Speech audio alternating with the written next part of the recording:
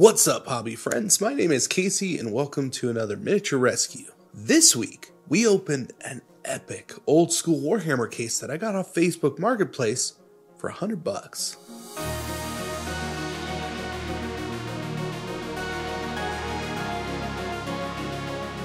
This video has been sponsored by Uniformation, but more on that in a little bit. Last week, I saw a listing on Facebook Marketplace that immediately caught my attention. There was a listing for a couple of older army cases with various books and models inside. All I really know is that these older cases are kind of tough to find anymore, and for $100 with models and books, you bet that I messaged the seller immediately to go pick it up. I got to the house and it looked like they were moving, so they were trying to make sure everything was wrapped up and gone before they got in their cars to leave. I met the seller at her door and she took me in to show me everything in the listing. We talked for a few minutes and I came to find out that this collection had belonged to her son, Jeff. Unfortunately, about 10 years ago, Jeff lost a battle to cancer, which really broke my heart. I felt for her and her family and I told her that I would do my absolute best to take care of the models for her. That the mission I had was about capturing the things that we love about this hobby, and I presume that Jeff loved about it as well, preserving it, sharing it with other people who are into what we do. The community we have as wargamers spans decades and decades, and the models we paint last beyond us and bring joy to everyone who has the chance to see them. And I was going to make sure that these would be finished and continue to be used as intended. So I took the cases back home and got to work.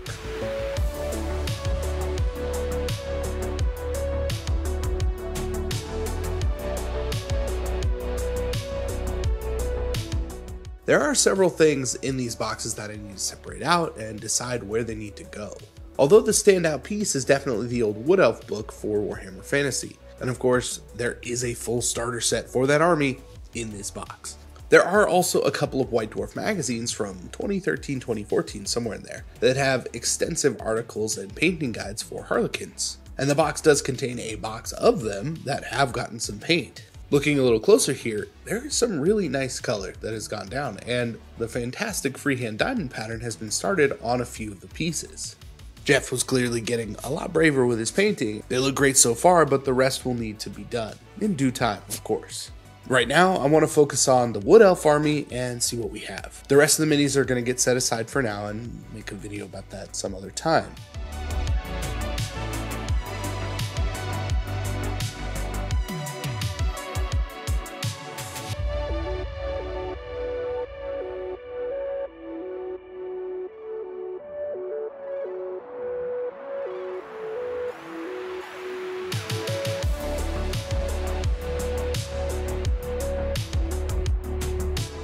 From the picture that was cut out of the Start Collecting box, it looks like a variety of horse riders, some bowmen, and dryads. After going through all of the sprues and separating out each unit, it actually looks like everything is pretty much here. I think we're just missing a single bowman. It's kind of funny, when I started in this hobby, I was told that it was much easier to prime the models on the sprue, and that's pretty much what we have here. That does work for some people, but I'm not the cleanest at assembly, so I will need to take everything off the sprue and clean it before assembling everything. Otherwise, I'll just cut into the primer and leave marks all over and have to repaint those areas anyway. They've also collected some dust and hair, so they probably just need a quick cleaning before we actually get new paint on them. Before that though, let's talk about the plan for this army, which is relying heavily on this week's sponsor. Uniformation has once again asked me to give some updated thoughts on my time with their GKTwo resin printer. Now, last week I talked about how much I still liked it and how easy it was to use, and all of that is still true. But I want to talk about the quality that this printer can produce and how I want to continue working on this Wood Elf army using it. I've been printing out minis nonstop for pretty much the last 3 weeks. I've just been on a real kick. And every time I take minis off the printer, I'm just super impressed with how good they look. Mainly, I've been going through one-page rules models and printing out the undead vampire army. So that's what I have currently that's done and printed. The details are impressive. The printer captures all of the details, and the prints come out cleaner than pretty much any other printer I've used. Like, it's just nicer overall, once it's dialed in especially. The plan now is to start finding Wood Elf units that will complete this army. Now, I have a few in the cabinet that are official, but I want to put these on new bases as well as add some units to play a game with. The old world has been on my mind for a while now, and it's looking like it's a game worth playing, so I'm beyond excited to paint Jeff's Wood Elves with some new units, and see what they can do on the table, even if they are a legacy army, technically.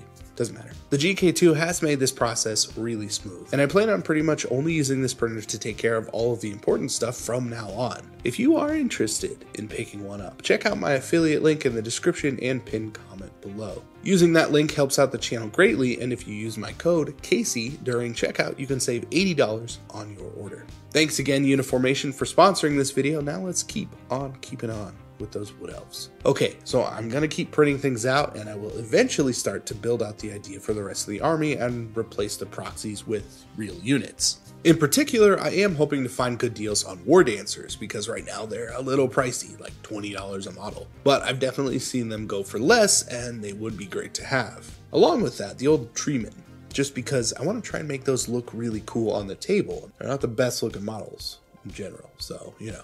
In particular, though, I really want to pick up Orion the Wood Elf King. There's really nothing quite like it, and it's just an awesome older mini that would make this army. But again, expensive. So proxies for now, and I will be setting notifications for saved searches until one falls into the price range that I'm looking for. There's still a ton of work to do in order to even get what we have here ready to go, so let's get started cleaning and assembling the rest of the models. Being older Games Workshop minis, the mold lines are pretty easy to get rid of. The plastic is soft, and even through the primer I can scrape away the mold lines on each mini and set the parts aside for assembly after everything has been cleaned up. I did notice something after a while that I thought was pretty interesting, a learning moment that Jeff must have run into at some point, and it reminded me of a similar moment when I first started building models. Some of the models that were primed on the sprue that I have cut off have been gone over at least once in an attempt to remove mold lines. You can see here that the paint has been scraped down and maybe lightly reprimed. The gray plastic is showing through just a little bit where the lines have been scraped. So essentially, they were primed on the sprue. There was a realization moment that, oh, these mold lines need to come off. An attempt to try and scrape them off and to lightly reprime to kind of match that paint again. And I have done the exact same thing before. When I started in the hobby, I learned that you need to prime on the sprue because that's just the way they did it, I guess. But I quickly realized that doing that was not allowing the models to get cleaned all the way, and it led to several disappointments early on in my own hobby. I see the attempt to remove mold lines and try and cover up those bits with paint, but I imagine that after seeing this and looking at the rest of the models that were still on the sprue, it was probably the thing that led to them being put back and left for another time. Just set them aside, work on another project for now. At that point, there's not much else you can do but remove the pieces from the sprues and try and salvage what you can. I ended up scraping down all the mold lines, gluing the models together, and getting them put on their bases. The good news is that the primer layer on most of the models, while being a little dirty and in some places dried with bubbles, was easy enough to scrape off, just with a knife. So I feel like there really isn't a need to try and get everything down to bare plastic in order to still look good, which is a massive time saver. It's good because there are still a ton of models here and they need to be assembled, so light cleaning and removing mold lines, and I can start priming the minis. After quite a lot of work, I mean, I spent a couple of days getting these prepped, like three days. Yeah, I finally got them all onto the table and ready to go. Of course, a lot of that was also getting the 3D prints out and cured as well, so that time may have been cut down by a few hours overall. My point is, it was a lot of work. Still, they look epic, and I am super excited to get primer on everything and just see what everything looks like all together.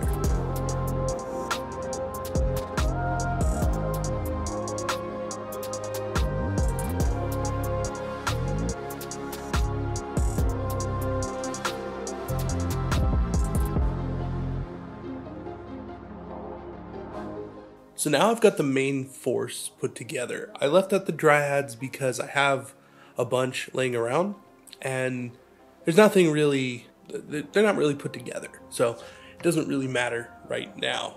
Plus, it's taken me a really long time to get these put together to at least a pretty good level. I still have to prime them and then we're gonna see what happens. But I printed out a whole bunch of extra stuff for a Wood Elf army. These are compatible with the old world and one-page rules, and that's mainly what I plan on using them for.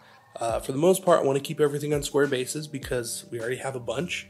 And while I am going to be putting some of these on rounds, I'm going to use movement trays with rounds cut out to actually do that, because I don't have any more square bases and I don't really want to print out a ton more.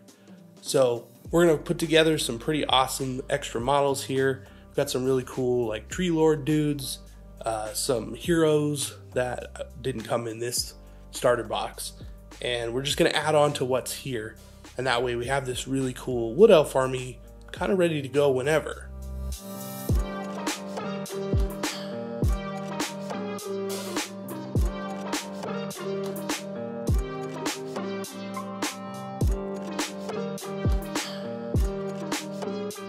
Now that everything has been primed, it's time to start painting. Now, I won't be able to paint everything, not right now, and I don't necessarily want to right away, but I do want to get at least one done pretty quickly to establish the overall theme and colors for the army. I really feel like the classic green and beige look with brown armor is going to look really good. I mean, it does in all the books, and seeing as I want to fill the rest of my army out with classic models, that seems like a good place to start. I do want to start by getting a zenithal layer on the entire army, and that way they'll be ready to grab and paint whenever I have a spare moment to work on this particular army. Now, I really like doing this for projects. It's a huge hot tip if you haven't heard it, you know.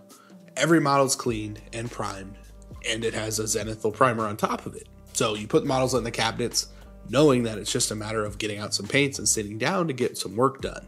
And a massive pile of unbuilt models that have almost no hope of being completed in a couple of hours of hobby time is basically ready to go whenever you need it. If you get the hard stuff done up front and get the models ready to go, then playing games is possible, because realistically, nobody is going to care that some of your models aren't painted.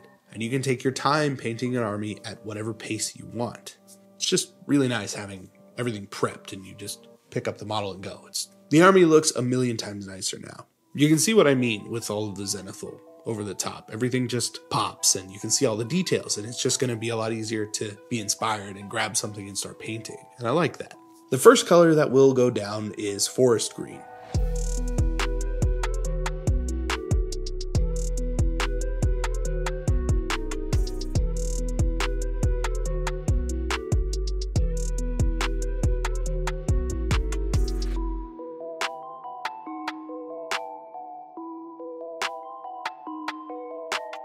The painting guide in the book says Dark Angel's green, so I'm going to treat this the same way that I would a Dark Angel's army. Get that cloak nice and opaque and begin to layer it up with lighter and lighter greens. Next up will be the khaki for the cloth. Not a ton, which is nice, but it breaks up the body of the model and makes the green cloak really stand out. Light brown to start the leather and some darker brown for the wood bits. I used khaki for the bow as well, knowing that a sepia shade will tint that color more towards that old white wood look that bows generally have.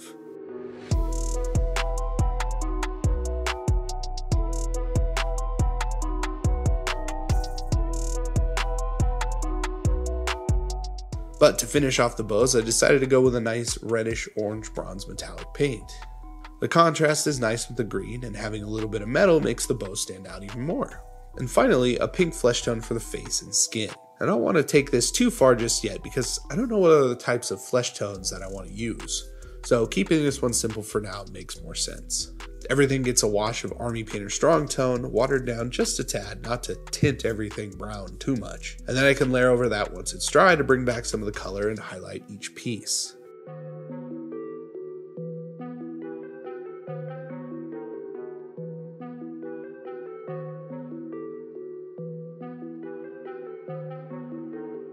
Yellow-green over the cloak, khaki to brighten up the bow and the other cloth, and some orangey brown over the leather will bring that back as well. Overall, pretty straightforward, but still excellent color scheme, and something that should be pretty easy across this entire army. Now that I have a test model, I know what I want to do, and that's always a good place to be in. More often than not, when I buy a model or an army off of eBay, I don't get that full story, and that's not always for lack of trying. I do ask with pretty much every purchase where a model came from, but I don't always get an answer. In this case, these were Jeff's models, and he had every intention of painting all of these. Obviously, it sucks that we live in a world where things like cancer exists, and I'm sure that most people watching have experienced what it's like to see someone go through that, or that you may even have gone through that yourself. In the least, I know that as a community of hobbyists and painters, it's important that we are there for each other and help as much as we can in those times, in those situations. There are other hobbyists going through things that can be helped by just reaching out for a game or even a painting hangout. These models that I have now carry a story that I won't soon forget, and I will continue to try and keep them going on the table and share that story with people that I play games with. So thank you again for joining me on another Miniature Rescue. If you like something about this video, please consider hitting that like button, sharing this video with your hobby friends, and subscribing for more Miniature Rescues. Once again, I'm Casey, and I will see you in the next video. Thanks again.